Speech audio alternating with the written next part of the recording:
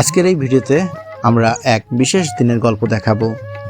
আমরা সারার নান্নুর বাড়িতে বেড়াতে গিয়েছিলাম এক ঐতিহ্যবাহী খাবারের জন্য, কাজির ভাত। আজকের ভিডিওতে আপনি দেখতে পাবেন কিভাবে চাল ভিজিয়ে রাখা হয়, কিভাবে রান্নার জন্য প্রস্তুত করা হয়, ভাত রান্নার পুরো প্রক্রিয়া এবং সেই সঙ্গে 7 ধরনের ভর্তা ও মাছ ভাজার সঙ্গে ভাত খাওয়ার আনন্দ। ভিডিওতে শুধু রান্নার প্রক্রিয়ায় নয়, আমরা দেখাবো কিভাবে পুরো পরিবার মিলিত হয়ে এক উৎসব মুখর পরিবেশ তৈরি করে।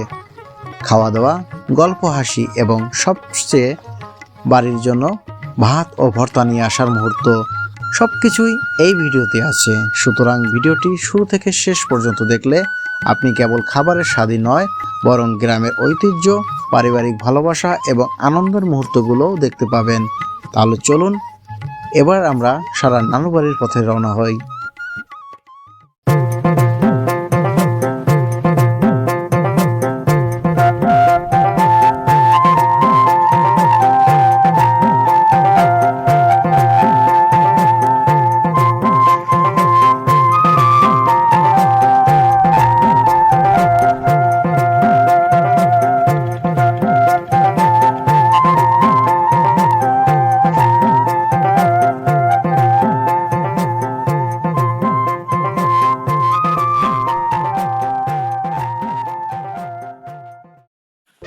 আমরা চলে এসেছি সারামণির নানুর বাড়ি। আমরা সারা নানুর বাড়িতে পৌঁছাতেই অনুভব করলাম পুরো পরিবেশটাই একটা উৎসবের মতো। সারা নানু আমাদের উষ্ণভাবে স্বাগত জানালেন। তিনি আমাদেরকে দেখালেন কিভাবে কয়েকদিন ধরে চাল ভিজিয়ে রাখা হয়, সেই ভিজানো চাল ধুয়ে রান্নার জন্য প্রস্তুত করা হয়। ভাত রান্নার প্রক্রিয়াটা দেখতেও কিন্তু বেশ আনন্দ। মাটির হাঁড়িতে বা বড় পাত্রে ভাত তৈরি করা, আগুনে রান্না করা, সবকিছুই গ্রামের ঐতিহ্যকে ফুটিয়ে তুলেছে। আমরা দেখলাম কিভাবে ধীরে ধীরে ভাত ফোটা ফোটা করে রান্না করা হয় এবং তার টক স্বাদ তৈরি হয়, যা পরে ভর্তার সাথে খেলে এক অন্যরকম স্বাদ।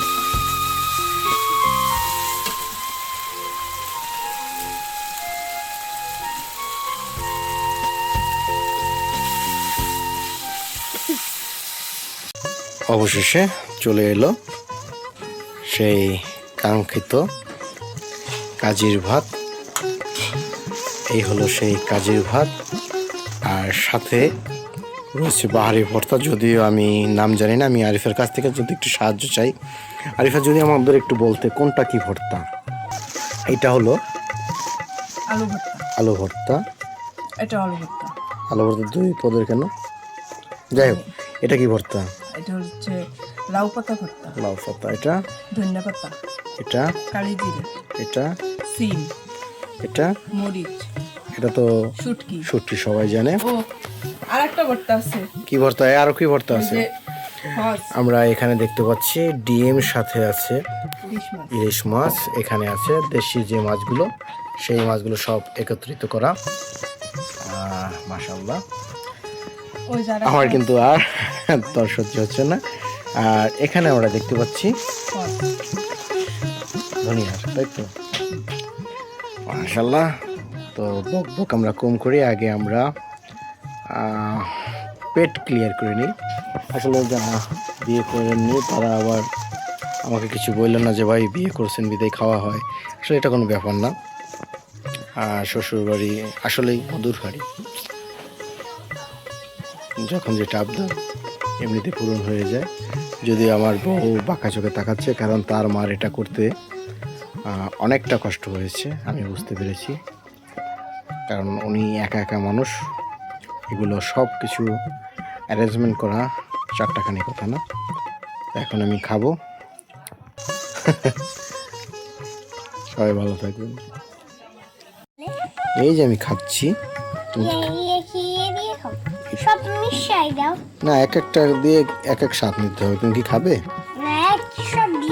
না, আসলে এগুলো ঝাল, এগুলো সারার পক্ষে খাওয়া সম্ভব না, সারার জন্য অন্য কিছু আছে। খাওয়ার সময় ভাত এবং ভর্তার সৌন্দর্য পুরোপুরি ফুটে উঠেছে। ভাতের টক স্বাদ, ভর্তার মিশ্রণ এবং মাছ ভাজার সাথে মিলিত হয়ে খাওয়ার আনন্দটা সত্যিই অন্যরকম ছিল। আমরা প্রত্যেকে প্রতিটি কামড়ে গ্রামের ঐতিহ্য এবং সারার নানুর যত্ন অনুভব করছি। মুখে দিলেই অমৃত। আমাদের খাওয়া শেষ, এখন সবার জন্য ব্যাগ বন্দি করা।